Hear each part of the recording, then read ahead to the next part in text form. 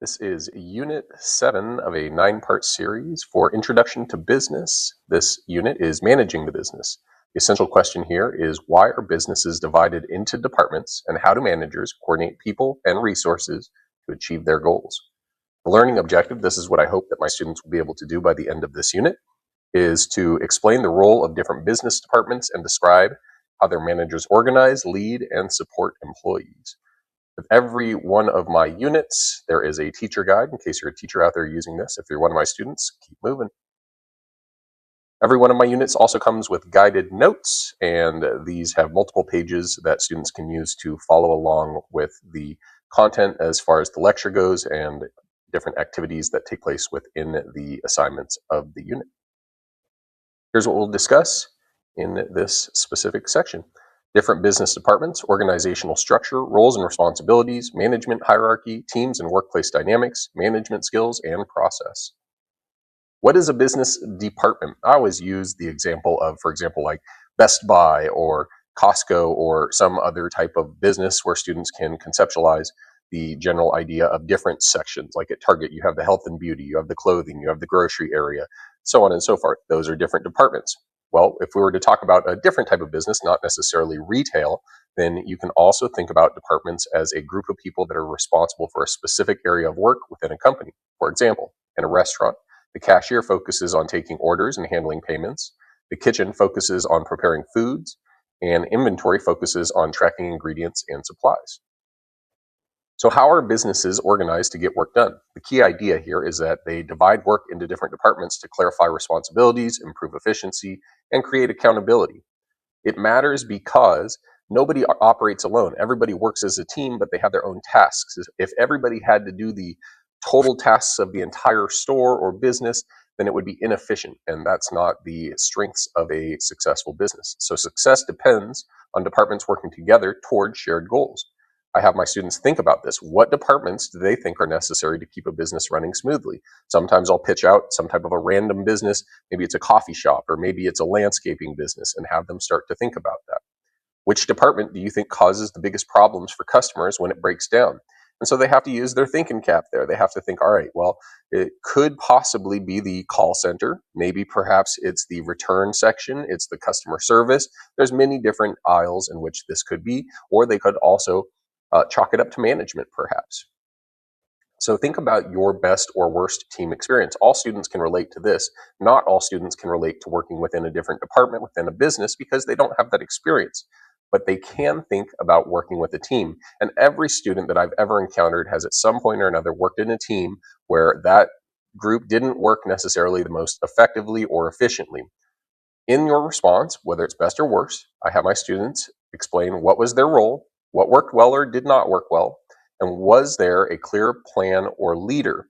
And in my class, I use a program called Pear Deck. It's actually an extension on Google Chrome and Google Slides so that students can interact anonymously to the class, but I can see who it is that's interacting. And this gives the voice to the student that's otherwise reluctant to share out, an opportunity for them to be able to share their thoughts on things as well.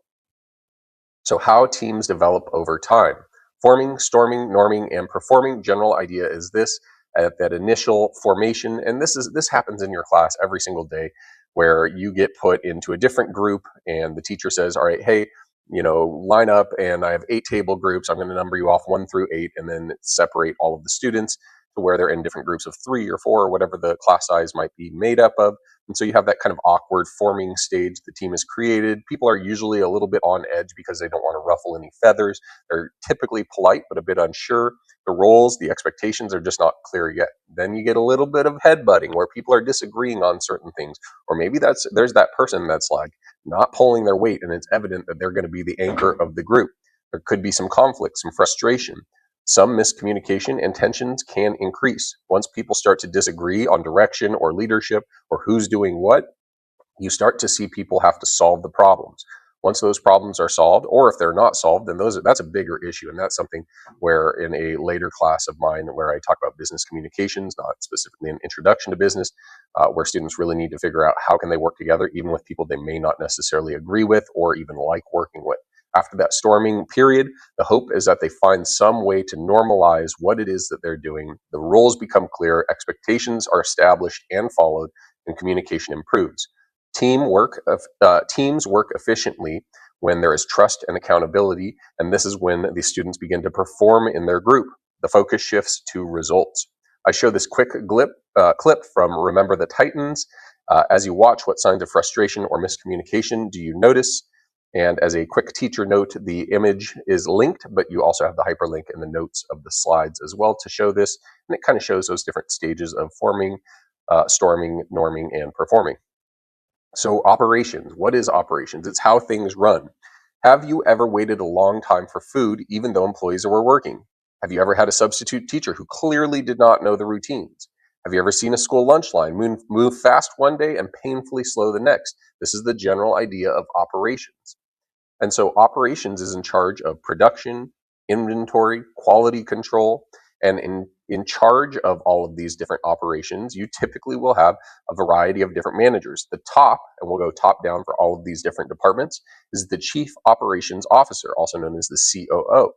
In the middle of that, and the COO oversees all operations for the entire business, whereas you have a middle operations or plant manager or regional manager that oversees the operations of possibly one location or multiple locations, and then you have that frontline manager that oversees production of an individual department. And so, for example, I give the example when I worked at Circuit City in the car stereo department, I eventually became a frontline supervisor. Had I ever chosen to go on and move up the ranks, and if that had still existed, then perhaps I would have become a store manager, then maybe a regional manager, then maybe I would have been a state manager, and then possibly from there you move up into the COO role. And so we shift our gears from operations over to finance. And so for each one of these sections, I'll first define what it is, then I'll explain what the managers do within those roles. So have you ever wanted something, but you were told we can't afford it? Or have you ever seen a school cancel an event because of costs? Maybe you're planning for prom and you're like, shoot, we can't go to this place because it costs too much. Have you ever noticed cheaper materials or fewer options than expected at a specific location? All of this is all about finance. And so finance is in charge of, and this is within a department of a business, tracking, managing, and planning how the businesses use money. So they budget the money, they account for it, they report that money, they have financial planning and analysis to see how they will spend that money in the future and make better decisions so that the business can remain operational. The managers in charge of this is going to be at the top, the chief financial officer, overseeing all things finance related. In the middle, you'll have either a controller or financial manager that oversees accounting, financial reporting, and budgets. And then you have your frontline accounting supervisors that oversee receivables and payables.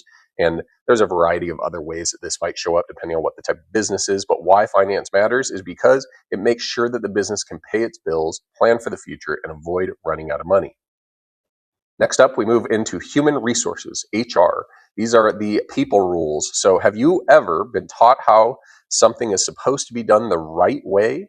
Had you ever gone through a new hire orientation or first day walkthrough, being given a packet and you say, this is how we operate as a business or in a classroom? Or have you ever seen somebody get benched or suspended or removed from a team? All of this is the roles of human resources. Now, I gave this in examples of a school format, just so that it's accessible to all, but the same applies when you talk about HR from a business perspective. HR is in charge of training people. They are in charge of getting people hired as well as moving them up through the training process. If somebody gets in trouble, they're also usually in charge of firing people as well in the layoff process. So human resources is in charge of recruiting and hiring, training and development, compensation, and compliance. The top managers, you'll usually have a chief human resources officer, you'll have a middle HR manager, and then you'll have a frontline HR coordinator or HR generalist. And why does this matter? It matters because this helps businesses hire the right people, support employees, foster a positive work culture, and avoid legal problems. Marketing and sales. This is the last one of the departments that we'll be talking about, although there are other departments. These are the big ones. Marketing and sales. Why do you want things? In fact, I teach an entire class on marketing, and I'll be working on those slides in the weeks and months to come. Stay tuned. Have you ever wanted a product because you saw it on TikTok or Instagram or fill in the blank other social media, bought something because of reviews or ratings, or chosen one brand over another without really knowing why? This is the whole idea and backbone behind marketing and sales. It's creating brand consistency, and it's generating the interest and converting it over into actual dollars in the form of revenue of sales. So marketing and sales is in charge of marketing, promoting the business, the brand, and products to consumers. Sales, converting those interested customers into paying customers. Customer insights, so this is understanding what are the needs, preferences, and feedback of your customer. And the people in charge of this specific realm of business are the CMO, Chief Marketing Officer. In the middle, you have a marketing or sales manager. And that's actually where I landed at the end of my finance career. I worked in community relations for a bank that has since been acquired by a bigger bank. And I worked in community relations overseeing sponsorships, foundation grants for 22 bank branches, as well as all of our public relations and community relations within the regions where those banks serve. It was a pretty cool job. I liked it. Anyways, moving on.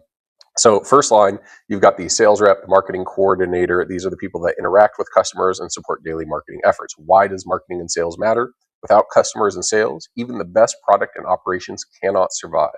These departments all work together in various different ways. The first step that we do is a activity so that I can get students to stop having to sit and get and receive this information from me, but rather have an opportunity to actually get involved in it. And so we assign different roles for each of the table members. I do this where there's a variety of different people within those table groups. We assign roles. So you have a CEO, that's the person in charge of the big picture and final decisions. The COO, they oversee operations and feasibility. CFO, the costs and budget. And then the CMO, understanding customer and their demand. We don't have a human resources department in this activity, but you can kind of figure out where that piece is in. So step number 2, now that you have these departments and who is managing them, your group is going to be given a case study.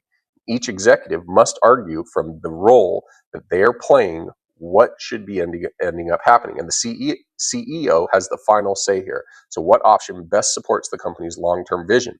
The COO wants to make sure that they can actually realistically execute it within the time and systems that they have, as well as the staff that they have. The CFO wants to make sure that they can afford it. The CMO wants to increase customer demand and revenue so everybody else can do their job, but not one person can decide alone. They all have to work together as a team.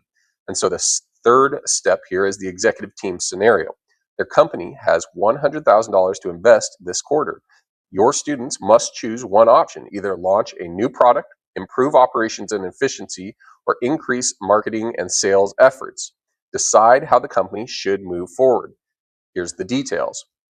As a team, they must choose one option and defend it. The CEO makes the final call, but must justify it using input from all departments.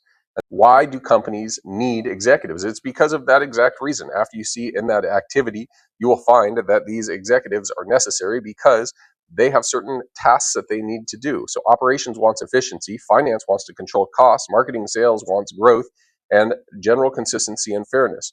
The challenge is that these priorities often conflict with each other. Executives exist to balance trade-offs, to decide what matters most, and to make the final call. Executives turn many opinions into one decision.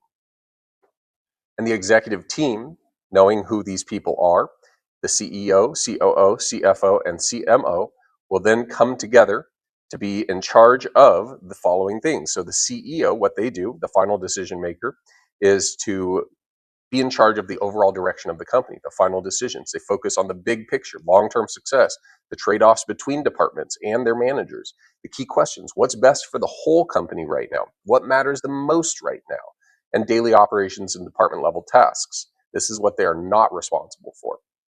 The COO, they are in charge of how work gets done, the day-to-day operations, efficiency, consistency, execution.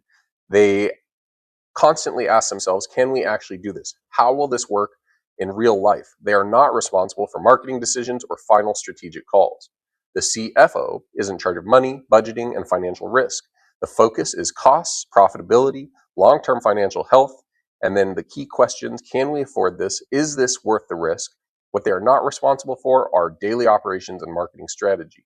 The CMO, they drive demand and growth, marketing and sales strategy, customer growth, customers, brand, demand, and the key questions they ask is, will customers want this, and how do we increase sales? They are not responsible for operations decisions budget approvals, and many other things.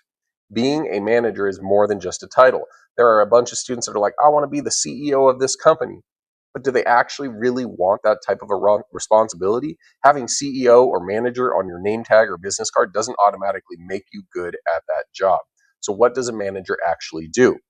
They don't just give orders, they make decisions, they communicate and solve problems every single day. Management skills are as follows, and there are more than this. This is just what it is that I have that entails within my curriculum.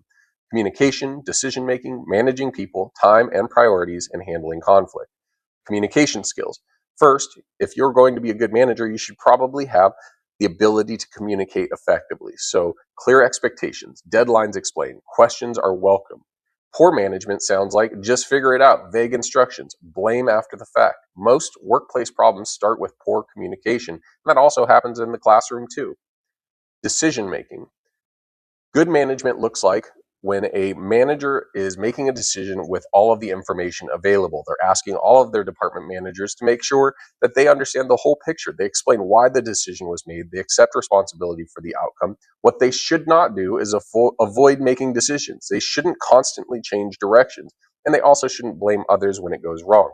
Not deciding is a decision, and it usually slows everything down. Managing people. This is a tough one. Good management looks like this. Treat people fairly and consistently. You got to treat one person the same as you treat the other person. And this is kind of like this whole deal that I have with when people approach me to make donations to a specific club within the school. If I say yes to one, I have to say yes to all of the others, and it has to be in the same denomination, or at least that's my philosophy here. And I do make contribution to these different organizations and outgoing support opportunities, but my income threshold is limited to be able to meet that demand for every single one of them at a higher level. So instead, I have just a blanket denomination that I will give out to every single time that somebody asks me for money, specifically within the school, whether it's the volleyball club or it's the wrestling team or it's the orchestra or fill in the blank, whatever else it might be. Poor management would look like this: playing favorites, avoiding difficult conversations, expect people to just know what to do. I hate that one. That is a tough one. Managing people is not about control, it's about clarity and it is about trust. Time and priorities. Good management should have effective time management. Identify what matters most, set realistic deadlines, protect time for important work. What you shouldn't do is treat everything as urgent. That puts everybody in a panic mode, and then people just don't want to work there because everybody's stressed out. Constantly changing priorities is also never going to create an environment where people know what to do next. Don't overload people with too much at once either. When everything is a priority, nothing is. Handling conflict, the last one. Good management addresses issues early. They listen to both sides, they focus on fixing the problem and not blaming people. Poor management, on the other side, avoids the issues. They take sides without listening. They let tension build or explode later. Conflict doesn't disappear when you ignore it, it often gets worse. So, managers in action. Real managers use all of these skills at the same time. Most problems are not technical, they're people problems. So the executive team build challenge is a task that I have my students do where they can put this to the task. And it's kind of a fun one. You are an executive team competing to win a buyer. The task for your group is to build a freestanding structure with no hands that holds a phone 6 inches off of the table for at least 10 seconds. There's some constraints. I give them limited materials. And frankly, the materials are just whatever I've got in my closet at the time. I try to make it to where it's not too rigid. I limit things that are very hard to where they can solve this thing in 10 seconds. I limit time. I limit a budget to $20 total, and each material has a denomination assigned to it. Executives may not build. They instead have to manage. The buyer wants a product that works, is efficient, and looks good. I'm the buyer. Split the room into groups of no less than 8 teammates. And I do this because you're going to have an executive team, and then you're also going to have laborers. And so you need to make sure that the laborers know exactly what needs to be done. And the executives cannot touch anything. They can only provide instruction. I've done this successfully with the room split in half. I've also done it with groups of 8 or more. As long as you have 4 executives and enough workers, it will work. And so the executive roles and skills: the CEO, they are the final decision maker. The COO, they run the building process. The CFO makes sure that they have to approve all of the purchases of materials, and the CMO controls aesthetic and appearance. I give students 3 minutes for their executive team for their team to identify the executive team. From there, the CFO controls the materials and budget after they've come up with a strategy. Hopefully, the COO has decided how it is that they will create the operation to build the structure for their laborers, but the CFO needs to make sure everything falls within the parameters. And each team budget of $20 allows them to use these items. Sometimes I'll add a few more things if I have more lying around. Sometimes I'll take away a few things if I don't have them lying around. The rules are as follows. All materials must be approved by the CFO. The CMO must ensure aesthetic. The COO oversees labor and construction. CEO oversees all operation and is also the one that will be the final fact presenter of all the information. Do note the executive team may not participate, but here's the catch. The executive team is the only people that can talk as well. Your laborers are not allowed to talk. They cannot chime in. They cannot add any type of information or input to the situation. They must do what they are told. I give them 3 minutes for the executive team to discuss materials for purchase, with the CFO making the final decision. They will be evaluated on the following. Each category is anywhere from 0 to 2 points. Functionality: does it hold the phone for 6 inches off of the table for 10 seconds? Budget: did they stay within budget? The process and time: was there an organized plan and used the time well? Leadership: did they make decisions and resolve conflict? And then the presentation: this is the chief marketing officer. Does it look intentional? Actually, I take that back. Earlier I said the CEO presents it. I remember last year I switched it to where the CMO is the one that ends up presenting this. The buyer's choice is +1 bonus point. Me being the buyer, I will pick one of these at the end and it gets an added point as well. The reminder is this: the executives manage decisions, people, and money, not materials, other than the chief operating officer and the chief financial officer making the exception to allow for purchases. 3 minutes for the executive team to plan the build strategy for the laborers. And then finally, we get to rules, budget, and how to win. And this slide right here takes them how to get everything from point A to point B in one slide, so I don't have to click back and forth between slides. And I put this up on my projection board while students are working on it. Folks, that concludes this particular unit. Thank you for using this resource or considering to use this resource. If you have found it helpful and you did end up making the purchase, I would love your review and feedback. If there's anything that I can do to earn your review, I would certainly love to hear that, as those allow me to continue to grow my online platform and presence and continue pumping out material that my opinion is the most valuable on campus. Keep teaching business out there, folks. It is real world applicable. Thanks for all that you do.